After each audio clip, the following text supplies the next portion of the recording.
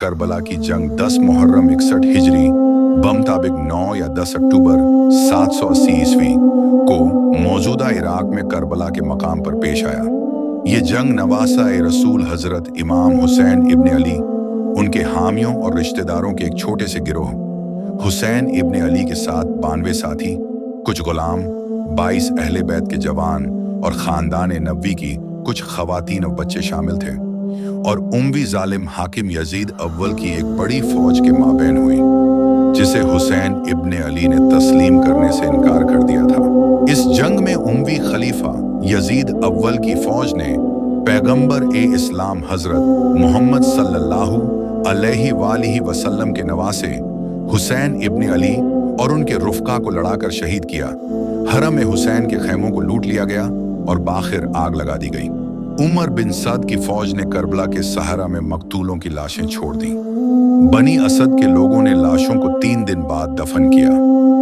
واقعہ کربلا کے بعد حسین ابن علی کی فوج سے وابستہ متعدد خواتین اور بچوں کو گرفتار کر کے قید کر لیا گیا۔ بازار اور ہجوم والے مقامات سے گزار کر ان کی توہین کی گئی اور انہیں یزید ابن معاویہ کے دربار شام بھیج دیا گیا تھا۔ جنگ میں شہادت کے بعد حضرت امام حسین کو سید الشہداء کے لقب سے پکارا جاتا ہے۔ محرم کی 10ویں تاریخ کو حسین بن علی اور عمر بن سعد کے لشکروں کا آمنا سامنا تھا۔ ابو مخنف کے مطابق امام حسین کی فوج کی تعداد 32 گھڑ سوار اور 40 پیادے تھی، اور امام محمد باقر کے مطابق 45 گھڑ سوار اور 100 پیادے تھے۔ اس کے سامنے عمر بن سعد کی فوج تھی، جس میں 30,000 کے قریب جوان تھے۔ جنگ شروع ہوئی اور حسین اور ان کے ساتھی مارے گئے۔ حسین کی شہادت کے بعد عمر بن سعد کی فوج نے حسین کی فوج کے 72 ارکان کے سروں کو نیزوں پر بلند کیا اور اجسام پر گھوڑے دوڑائے۔ جنگ کی وجہ یہ تھی کہ حسین ابن علی نے یزید ابن معاویہ کی بیعت نہیں کی۔ حسین ابن علی یزید ابن معاویہ کی حکومت کو غیر قانونی، ناجائز اور غیر شرعی سمجھتے تھے، جو حسن مصطبہ اور معاویہ ابن ابی سفیان کے درمیان ہوئے صلح معاہدے کے خلاف یزید کو وراثت میں ملی تھی۔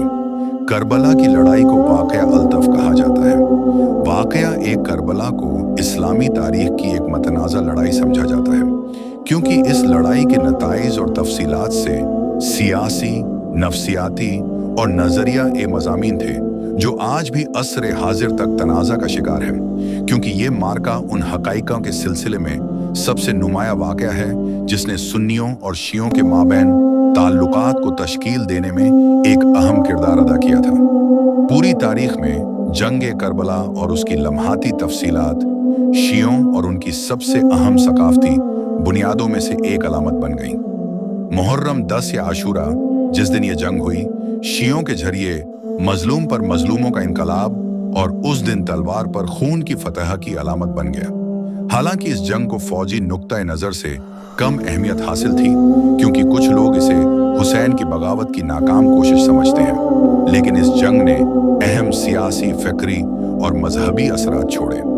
انقلابات الحسین شیعہ ثقافت کے انقلاب کے مرکزی عناصر کی حیثیت اختیار کر گیا، اور جنگ، اس کی تفصیلات اور نتائج شیعوں کے لیے ایک عظیم روحانی قدر کی نمائندگی کرتے ہیں، جو جنگ کربلا کو ناانصافی کے خلاف سیاسی انقلاب تصور کرتے ہیں، جبکہ کربلا میں واقعہ حرم الحسین شیعوں کے لیے ان کے عقیدت مندوں کی زیارت کا مقدس مقام بن گیا، اور ساتھ ہی ان کی قبر پر حاضری کے دوران خصوصی دعاؤں کی تکرار بھی۔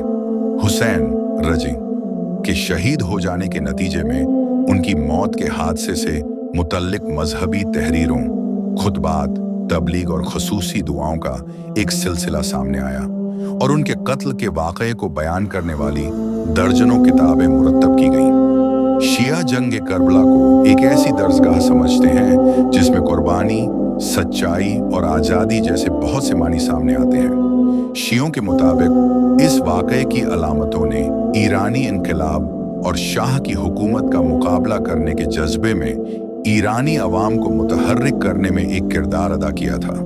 خاص طور پر عاشورہ کے دوران تہران اور مختلف ایرانی شہروں میں ہونے والے لاکھوں مظاہروں میں जिसने साबिक शाह मोहम्मद रजा पहलवी को ईरान से फरार होने पर मजबूर किया और ईरान में शिया इस्लामी हुकूमत के क़याम की राह हमवार की थी।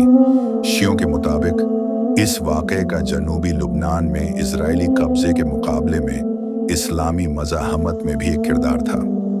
मज़ीद ऐसी ईमान अफरोज़ इस्लामिक वीडियोज़ के लिए हमारे चैनल को ज़रूर सब्सक्राइब करें।